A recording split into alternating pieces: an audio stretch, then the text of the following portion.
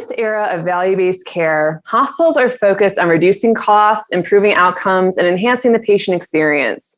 As robotic-assisted surgery plays an increasing role in surgical care, hospitals are looking for new opportunities to align sites of care with the right equipment and care teams. I'm Molly Gamble, and I will be your moderator for this session, Implementing Site Care Strategies to Satisfy Patient Demand. Before I introduce our speakers, I'd like to start with some tips to participate in this session. Please use the Q&A box to enter your questions for the speakers. We will address your questions throughout the session. At the conclusion of the presentation, we will discuss your questions with those speakers. To engage with your fellow attendees, please use the group chat feature. And finally, if you experience any technical issues, please email support@mig.cc for assistance. Today, our panel will discuss how robotic surgery has played a role in outpatient and site of care strategies at their panelist institutions and how these tactics have helped drive growth in overall surgical volume, the financial benefit realized, and current trends on partnering with ASCs. Let's have the panelists introduce themselves and start the conversation off by briefly telling us about the differences they see with ASC and HOPD environments. Let's see, George, can I ask you to begin?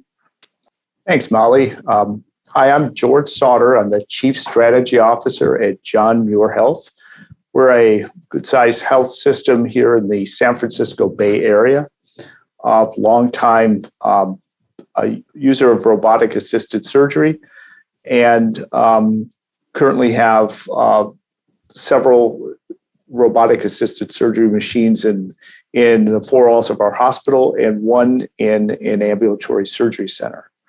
And what's really exciting about having the robot in the ambulatory surgery center is that it really helps us deliver on our promise to the community to make healthcare work better and cost less for the entire community. And this the strategy and the support we've got from the community is a real testament to show how this can really work.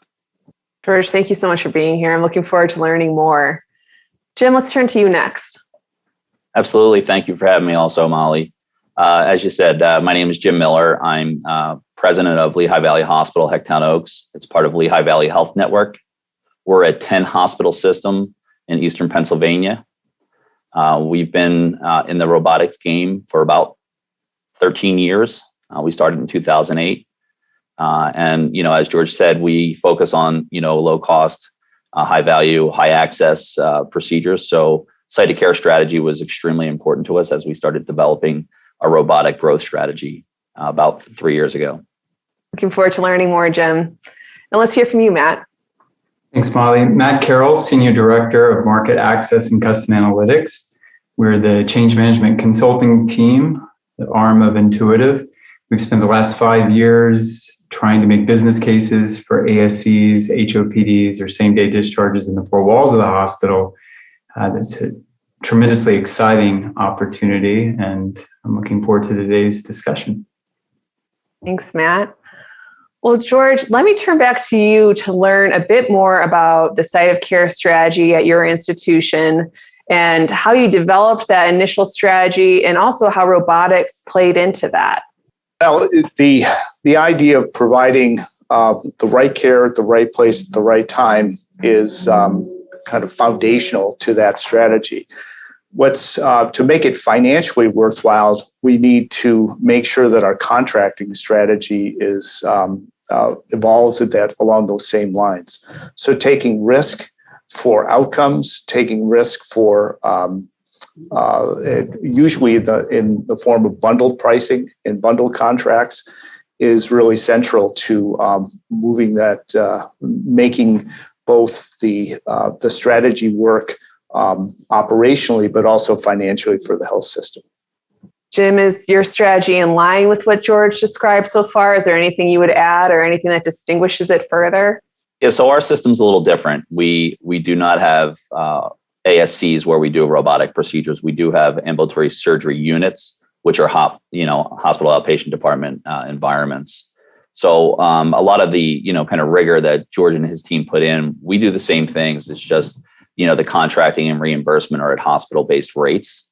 Today, we know that, on the horizon is the, ASC reimbursement probably for these procedures that are same day as things continue to migrate off the inpatient only list. So, the same rigor and foundations that George and his team use is what we employ here at Lehigh Valley Health Network as well, making sure that, our same day strategy, but it's just focused in a HOPD environment. And Jim, let me stay with you for one beat more. How has your strategy changed over the past 18 months or so, really since the start of the pandemic? Is there anything worth noting for purposes of this discussion? Yeah, absolutely. I think, it's had us kind of reevaluate and rethink. In the state of Pennsylvania during the beginning of COVID, we were mandated to stop doing elective surgery. As we brought surgery back, it really allowed us to kind of reset and refocus what our site of care strategy was, making sure that as we came out of the COVID pandemic, and obviously we're back into it, and probably our fourth wave here, we wanted to make sure that we were keeping patients in the right location. I think George said it best, kind of right patient, right location, right setting. We focused on that heavily, and that allowed us to kind of intensify our efforts in really decanting our acute care campuses and getting things to the HOPD environment. So I think COVID in that sense allowed us to really relook and refocus. And George, let me turn to you as well to hear how your strategy, if at all, has changed since the pandemic. It is worth noting that as we talk about how you first crafted these strategies and first implemented them, a lot has changed since those days. So if there's any pre-pandemic to current day differences you want to note, please do. I think the pandemic has effectively accelerated the movement of these cases to the outpatient setting, and frankly, during the various surges of the pandemic, we've had to close, like everyone across the country, our inpatient setting to scheduled elective surgeries. Throughout that time, the ASC was fully operational. So that really accelerated the movement of cases outside of the hospital to the ASC. And once they're there, they don't come back. So it hasn't really changed our strategy. I think it validated it, frankly. Well, Matt, let's turn to you because MACA comes up quite a bit in 360 in conversations. Can you walk us through how you help develop business plans and strategies for hospital and ASC customers, and how do you help them get started? Sure. There are a lot of moving parts. I think both Jim and George both said right patient, right time, right access, right technology. And for an ASC, it depends on whether or not they're part of a joint venture with a hospital. In that instance, in many instances, we've built what we would say current state for how the patients access the technology and those surgeons access it within the four walls of the hospital. And then we will forecast which of those patients would be appropriate for the ASC setting. From the volume, context, the right patients, then we work through the financials, as George mentioned. And oftentimes it makes the most sense to deal with the contracted rates with the site administrator on the ASC side, and then offsetting any potential backfill in the hospital setting for other specialties, even outside of Da Vinci. Usually, after the first phase, it creates an and where it makes sense to have a robot in the ASC and then backfill that technology in the four walls of the hospital. In terms of the HOPD, I think, as Jim mentioned, it's less about the finance. It is very much about patient selection. And from there, our team spends a lot of time working on the logistics. What days will surgeons want to operate there or can, balancing their current block schedule and clinical days? And then how do we work with anesthesia and nurse providers to change the type of procedures that we are performing? It's outside of ophthalmology and ortho and GI. These aren't 15, 20-minute cases in many instances, and we have to make sure we have the right safety protocols in place. And there's still the opportunity in that work to create some of those patients who are on the margin between an advanced 2, low acuity 3, where we can create opportunities to do same-day discharges or next morning discharges. So for an ASC, HOPD, and the hospital, meeting that patient demand of going home sooner, safer, I think is enabling hospital administrators create an environment surgeons want to work in, nurses want to work in, and ultimately utilize less of their resources. Let's turn back to you, Jim, and to George following Jim's remarks. But as a result of shifting low acuity procedures to an outpatient setting, what changes have you seen in those types of settings? And also, I'm curious about the ORs in your hospitals, Jim. Yeah, so, I just want to echo what Matt says. So first of all, it's not something you probably jump right into with this. It takes a little pre-planning, and you don't go 100 miles an hour to start. You want to make sure that you create that safety environment. But you also bring the team along, at the same time. Understand the why. Why are we shifting these patients from a traditional acute care setting to a HOPD or an ASC environment? As Matt said, these procedures are not 15 minutes. It's not ophthalmology. It's not really, low complex, low acuity procedures. Yes, they're, patients that can come in and go home the same day, but there's more work, and the staff need to understand that and bring them along. So it's not just the surgical buy-in, it's the perioperative staff buy-in as well as the anesthesia buy-in, because it does change the culture of the facility that you bring this to. And the second part of the question was, what does it do to our hospital environments? It allows us to grow the right procedures within our hospitals. When we write plans to do these things, we also measure non-robotic volume as well as acute care robotic volume to make sure that as we decant and grow our ambulatory footprint, we're also growing our inpatient acute care footprint. George, has this strategy allowed you to get the right procedures in the hospital environment, like Jim said? Yeah, I think so. So a couple things. Our ASC, where we have our robot, is located quite proximate to one of our major medical centers. So that's really enabled the physicians to cycle back and forth pretty quickly and easily. And frankly, we didn't legislate where things were being done. It was solely at the discretion of the physicians. Number one. Number two, when we did open up, we did put the robot in the ASC. It took 4 to 6 months for us to backfill that volume in the inpatient setting or in the hospital setting, and it was, but we backfilled it with primarily inpatient cases, which was really confirmational that we were doing the right thing. And I tell you, when you have a robotics program, it is really, really important to give your physicians access to the machines and access to the robots. And particularly the dabblers who are just really starting out on the robots. If you're tight with capacity, the dabblers never get to the point where they move beyond dabbling and get to a level of proficiency. When we freed up that capacity in the within the hospital setting, we were able to get several more physicians the kind of time they needed to get proficient, and our outcomes and their volumes went up pretty significantly. Well, George, let me stay here with you for a moment, because I imagine as you're making these changes, you don't do so without watching, monitoring, and acting on a healthy amount of data. I'm curious, what data metrics have really been most critical as you measure the success of this site of care strategy, and has the direction of that program changed over time because of the results you've seen? Well, the data we look at is, I would say initially just volume data to make sure that that our volumes are continuing to grow and we're continuing to get access, give our physicians access to the robots. We do look at quality data.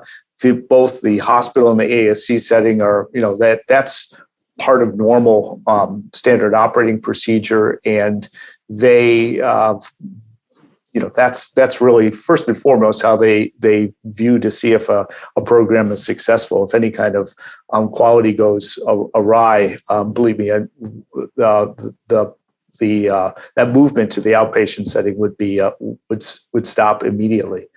And then third is I do look at profitability of cases, and we look at profitability. I'm trying to evolve the health systems look at profitability. It's not as to look at profitability of a case in an operating room, but really look at it as an episode. And again, if you could evolve your contracting along at the same in the same along the same path as your delivery strategy, that's absolutely critical. So when I'm moving something from inside the hospital, if even if it's an HOPD to the ASC setting, that's the reimbursement for that particular procedure on a fee-for-service basis goes down quite a bit. But if you can arbitrage that and really take a bundle position, and then that makes that change in reimbursement. Frankly, I become effectively the payer, and I really benefit from it pretty immensely. So Jim, George mentioned volume data, of course, clinical data, also the profitability and looking to move that from a case to an episode. Anything you would add in terms of really meaningful or determinant data points you've been watching? Yeah, so obviously, most health systems follow what George talked about, and some do it better than others. The one thing I would add that we look at is really satisfaction, and it's really in that multifaceted approach. So it's provider satisfaction, it's our colleague satisfaction, but most importantly, it's our patient satisfaction, and that is an extreme measure. I think that you need to validate and make sure that you're hitting the mark there. What we've found with the ambulatory strategy is our patients love it. They love coming in and going home the same day, and not coming into a big acute care campus that is, hard to navigate. They're coming into smaller facilities. It's easier to navigate. We've had patients in our system give us feedback. I put my kids on the bus in the morning. I went and had minimally invasive robotic surgery, and I got my kids off the bus in the afternoon. So that ties into other outcomes like pain management, opioid-free anesthesia. So really going down the whole list and making sure that, the total, package of care from, patient access, convenience, satisfaction, and then those clinical drivers and outcomes are really being monitored. The other thing I would say is that the provider satisfaction is also based on an efficient use of their day. One of the things that we employed with our ambulatory strategy was multiple systems.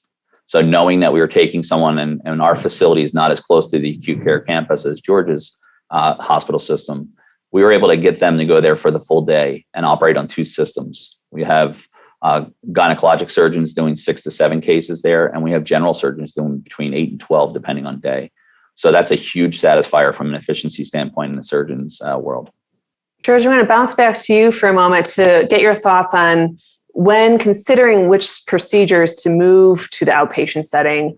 What were some important considerations or guardrails for how you oversaw that process and decision making?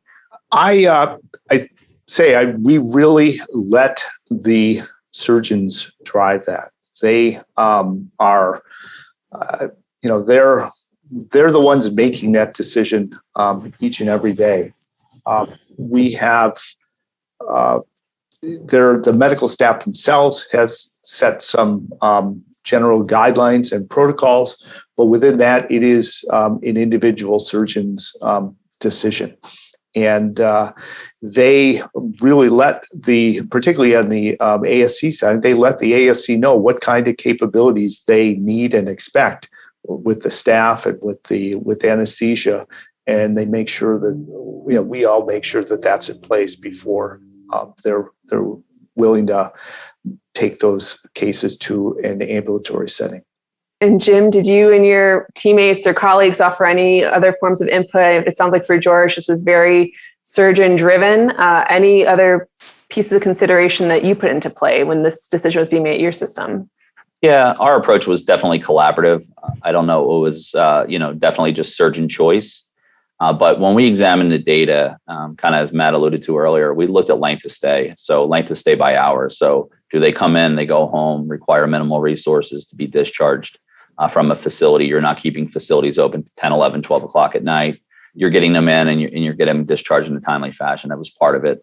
ASA classification, making sure it was the right patient with the least amount of comorbidities, putting criteria in place there. And I said, part of what we did, and I've used this term before when we talk to our surgeons, is make it an environment they want to come to. So is it more efficient from their standpoint? So they have to feel safe about the quality of care and patient safety there, but can we make it more efficient? And that's where we went from 1 robot to 2 robots to really build the program from an ambulatory standpoint. And many days, those 2 systems are filled by 1 surgeon. and they're really high volume, super efficient programs. And then, continuously measure that, look back over the first month, the first quarter, the first 6 months, the first year, to make sure that you're actually, hitting all of your quality marks that you intended to with the program. Well, let's look ahead a little bit. Jim, I'll stay with you for this thought, but thinking about obviously where you are today, how far the strategy has come, are you looking to expand your robotic procedure offerings in the future? And what are some of those opportunities? If so, what do those look like? Yeah, so I think the opportunities are endless. As you look at different procedures, you look at different locations, continuously growing the ambulatory footprint as procedures become more and more routine on robotic technology. I think for us, the greatest opportunity for growth as we look ahead into the near future is 24/7, 365 surgery at our acute care campuses, to make sure that if someone comes in, no matter what hour of the day, that they're being treated with the same, available technology. That will be a leap forward for us, not only from a technology standpoint and access and training for our surgeons, but also our first assist model has to evolve with that. So there are things that we're actively working on right now because we feel very confident that the technology provides clinical benefit. And we want to make sure that whether you come in at 3:00 in the afternoon or 3:00 in the morning, you can have access to that technology. George, what can you tell us looking ahead about the future? Well, I agree with Jim. I think the making access to the robotic assisted surgery 24/7 is a big opportunity for growth. Second is I think the idea of right now we're collecting all this data. The robotic assisted surgical approach enables you to collect an immense amount of data and in great detail. I think we're only using a fraction of that, and using that data to drive best practice. I have physicians who actually review their performance. They effectively watch their tape, if you will, to try to reduce the amount of movements they make and to make their time in the OR faster and more efficient. And I think you'll see more data sharing between physicians. And frankly, ultimately you'll see the certain physicians get the lion's share of the data or the lion's share of the patients because they're that much better at it. Our better physicians, the folks who are most proficient in robotic surgery now, are spending less time than lap or open procedure for the same procedures. So the conventional wisdom, it takes longer to do a robotic assisted surgical case, is becoming more of a myth than reality for us. In addition to physicians watching themselves and their own data, the payers too, we haven't really brought them up all that much, but let's talk a little bit about them. Keeping in mind that every state and region has unique reimbursement differences, George, can you talk a little bit about what these rates look like for your site of care strategy in an ASC? The ASC are lower, and so there's two ways you could go about it. You can hold your breath and try to get higher rates, but it's in this day and age, it's a tough road to hoe. So what we've done is to try to become the payer, if you will, in those situations and contract on an episodic basis and take the risk for outcomes, take the risk for site of service, and have us be much more tightly aligned with our payers around the site of service. And that's been extremely successful. We're now trying to set up centers of excellence where we would be looking at doing bundles, not just for our own patient population within our service area, but to be a regional center of excellence, and working with a number of these kind of middlemen payers to drive more volume toward John Muir Health. Jim, can you speak to payers' rates, what you're seeing from a HOPD perspective?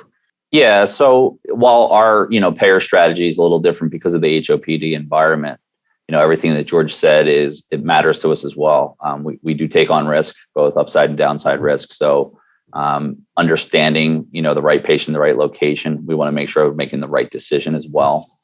And one of the keys for us, even though we're still in a HOPD environment today, is understanding our cost, whether that be, direct supply cost or, the total episode cost. And we've done a lot of work in recent years on that and preparing for the ultimate, kind of decision in the future of whether it be site neutrality or a ASC strategy that we'll have to go to. But we're prepared for it based on, learnings from other organizations that are already in an ASC model. But really from our risk-based arrangements is how we're preparing for this.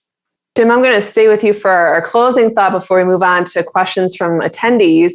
But I believe, George, you had mentioned dabblers. Is that the right term for how some surgeons engage with the robot? It's a scientific term, but yes, that's right. Well, Jim, I wanted to get your perspective on this. How are you bringing awareness to this outpatient option for surgeons and also for patients? I'm curious to learn about some strategies and how, if any of those have been accelerated since the start of the pandemic too. Yeah, I think surgeons. So we looked at our high volume surgeons who had a length of stay that was appropriate for an ambulatory facility. And that's where we started. And we were able to scale that based on their experience. So they went back to their partners. They went back to like surgeons and like specialties and really talked about their experience there. So as we grew our footprint to more ambulatory focused environments, we were able to fill that really after, highlighting the efficiencies, but then having surgeons ask for it. So as more and more procedures convert to robotic in our acute care facilities, there's only one option, which is to then decant the other lower acuity procedures there. So I think we've been very fortunate in that regard by having surgeons kind of request to us in recent years about going to the ambulatory footprint. And George, any other awareness raising strategies you feel are worth mentioning? I think I'm going to I won't exactly answer the question you asked me, but something around some of the data collection and outcomes, as I think Matt mentioned about getting back to work quicker, getting lower opioid and pain medications post-operatively, hugely important. And it is something that is not necessarily routinely collected by the health system itself. And when we go to payers and when we go to other, and really, frankly, the community, I need to show that we're making a difference there. And I think we all have anecdotal, or I guess anecdotal evidence that that's the case. You're doing a case that used to be open and somebody spent 14 days in the hospital and half the time in the ICU. And that there's so much more pain involved versus a procedure now that's done, could be a day or two in the hospital and never once set foot in the ICU. Clearly, intuitively, you understand that the pain medication's lower, the risk of opioid addiction is much, much lower. But we don't really have any data to prove that. And what I'd like to do is to, when we look at these procedures, again, not spend as much time focusing. It's important what goes on in the four walls of the OR is very, very important. But really encouraging our team and in our conversations with payers to look at that entire episode, and not even just the episode at the health system, but really the whole episode of care from initial diagnosis to return to some level of normalcy. Well, let's check in with some of these questions that have come in since we began our discussion here. Matt, we haven't heard from you in a while, so let me tee up this first one and see if you have any initial thoughts. And if not, we can check in with your co-panelists. This attendee would like to know, what was the transition like for the staff, or I guess what could be expected when transitioning this for staff when you introduce robotics in an outpatient setting? Matt, any thoughts here? So in some instances, many ASCs are sending young nurses home early in the day. They're working through their paid time off. And this enables them to get more hours. The hospital and site administrators have less attrition. This helps fill the white space of that surgical block there at the ASC setting.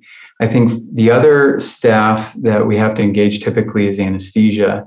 Many people, as Jim and George have said, will immediately react with, no, we can't because we've never done it before.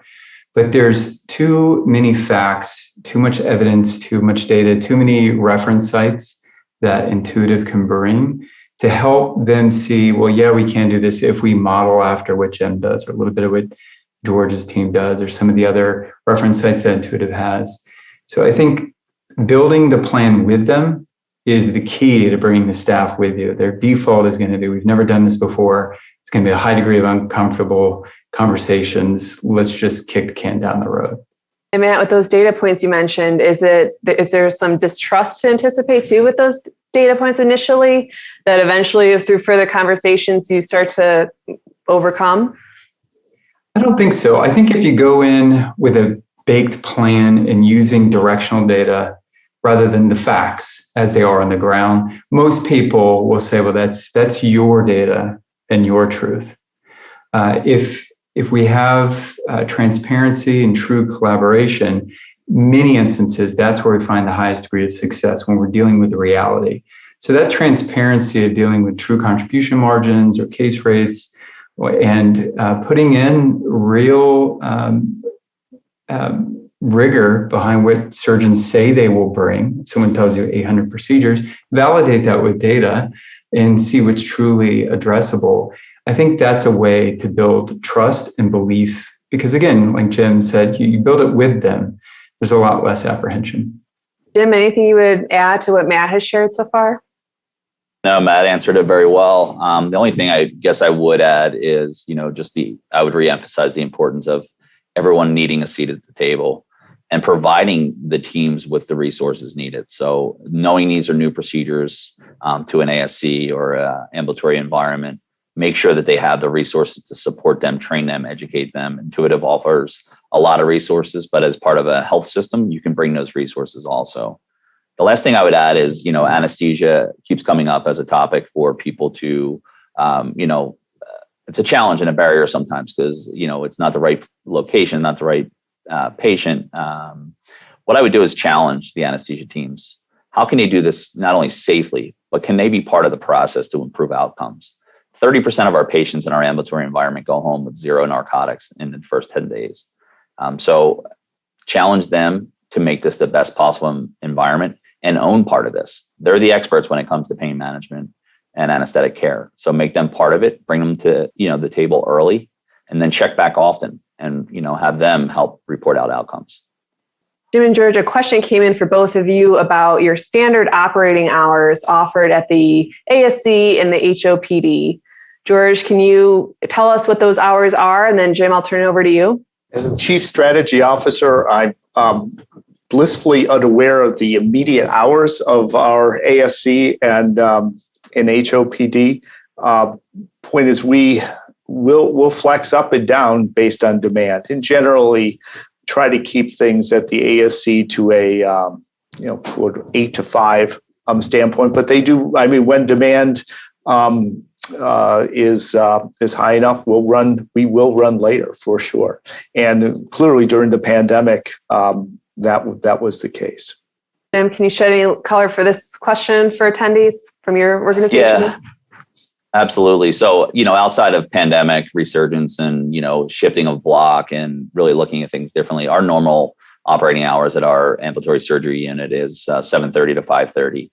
But that's an important part of when you build out block and you look at the certain surgeons who are operating there. George used the term dabblers. You don't want dabblers doing 3 or 4 cases in a day in a 10-hour block if you know it's going to take them 12 hours, because that actually takes away from everything that you built with the culture. So you want to make sure that you're very transparent with times and, access, but balancing that based on, workload of the staff. Our recovery room staff stays there until the patient goes home. Our anesthesia staff stays there until the patient goes home. So if they're coming out of the operating room at 8, 9 o'clock at night, our staff then has to come back to 7 o'clock the next morning. It's not sustainable. So, sticking to those 10 hours a day is very important. See, we have a little bit less than 5 minutes left. So perhaps this last question from an attendee can be rapid fire, if you will. They want to know, having gone through this, are there any watch outs or things you would recommend avoiding? Matt, let me turn to you for some thoughts. I would say the hallmark of success, if you listen to both George, Jim, and others who have been there, done that, it is treating Da Vinci as a program, not a procedural tool for 1 or 2 surgeons. when you treat it as a program in this setting or the HOPD or even the four walls of the hospital with multi-specialty adoption and intentionality, that is a measure of success. That's how you're going to have reproducible outcomes. The costs will follow, and you'll have a higher degree of confidence of taking on risks that George mentioned when you do decide to go back to the payers in a bundled position. Jim, treat it as a program, not a procedural tool. Any watchouts or pieces of guidance that you would share with attendees in closing today? Don't rush it. Take your time, prepare appropriately. Performance is going to be a measure of your success, so don't rush it. I think Matt's absolutely right. This is a program. It's not just about a procedure. So build the program from ground up, but get input from everyone and take your time and take advantage of early success and build upon that. Just don't go 100 miles an hour into, your end goal. You have to, kind of scale it. And George, what would you go ahead? In terms of an end goal, we never had an end goal saying we're going to move things to an ASC or an outpatient setting. What we did was just create an environment where, and we're 100% supportive of doing the right procedure at the right place at the right time. And even when in the near term, we suffered some financial pain, you can't say one thing and then all of a sudden, but we'll do it as long as the hospital still makes, gets this extraordinary rate. It's not going to happen. If we just need to create an environment where surgeons and where staff feel like they're providing care at the right place, at the right time, and the right location, and then stand by that and be consistent and don't backtrack it. We also really made sure that the ambulatory surgery center leadership and staff are actively involved in the ongoing development of our robotics program. They're technically a different business, a different ownership structure. While the health system has an ownership stake in each, it is very distinct from the health system itself. But we actively include them in our planning and some of the operational procedures, and of course during the pandemic, all the testing and things that seemed like new rules were coming out every week. But they were part and parcel of that, so they really felt like it's one health system. Because at the end of the day, that's what the patients, that's what they feel. They don't really care what the underlying ownership structure is behind it. They view this as getting care from John Muir Health and some guarantee that or some trust that that's going to be the best care, the safest care, and care that is cost effective as well. Mm-hmm.